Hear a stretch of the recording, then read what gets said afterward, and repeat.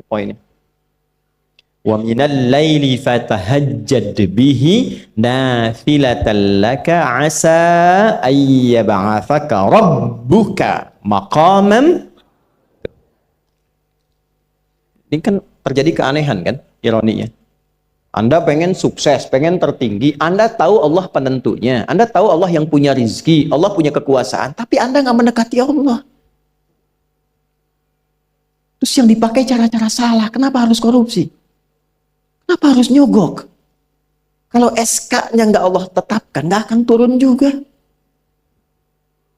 Dan sudah hukum, kalau ayah berbuat maksiat, itu anak istri pasti kena. Itu udah hukum. Makanya saya mohon deh, ya para ayah itu kalau mencari nafkah, cari yang benar. Kasihan anak Anda yang di SD. Harus berhenti sekolah.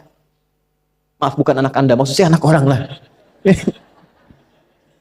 Kenapa harus korupsi? Maka ketika ada tawaran sogokan yang nggak bagus, tuh yang dibayangkan tuh itu bukan cuma proyek jalan dapat uang banyak, tuh anak-anak tuh bahaya. Ke sekolah disebut anak koruptor, sedih.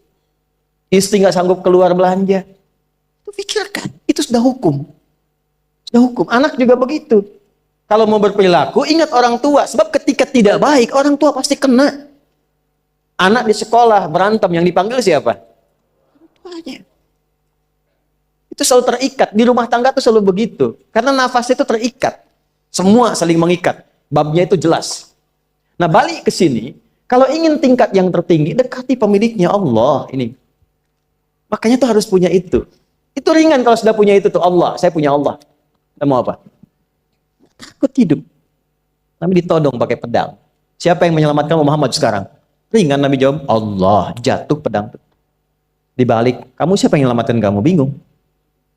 Dan punya Allah itu luar biasa. Nah, ini yang harus tanamkan pada jiwa. Punya Allah sebagai Tuhan. Kalau sudah dekat, kenal, baik dengan itu, akses mudah semua. Dan yang paling indah itu apa? Menerima apa yang Allah tetapkan. Hari ini nggak dapat, alhamdulillah. Saya masih dikasih jalan. Alhamdulillah, besok belum dapat. Ada akumulasi, paham. Paham. Nah, itu nggak mungkin bisa dapat rasa itu. Salah satunya, ikhtiarnya apa? Nih, tahajud. Dan hebatnya, kenapa sholatnya disebut tahajud? Tidak disebut sholat hajat.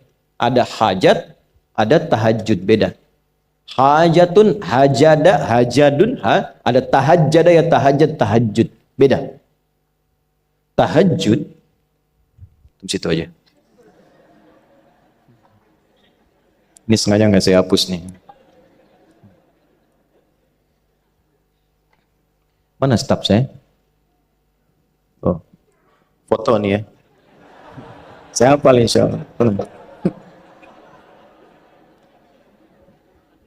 Tahajud. Asalnya dari kata hajada, begini, ha, jim, dal. Ditambah ta di depannya, lalu ada tasydid sebelum akhirnya. Nih. Ini akarnya 3 huruf, ha, jim, dal. Hajada itu asalnya bangun dari tidur malam. Tidur dulu, lalu bangun setelah itu. Itu hajada. Pelan-pelan. Paham sampai sini? Kita teruskan. Kalau kita ingin berusaha untuk bangun, mengoptimalkan diri untuk bangun, maka tambahkan tak di depannya. Berusaha untuk mendapatkan atau mencapai sesuatu.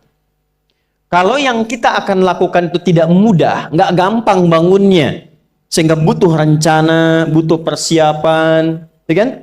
Maka tambahkan tasydid sebelum huruf akhirnya.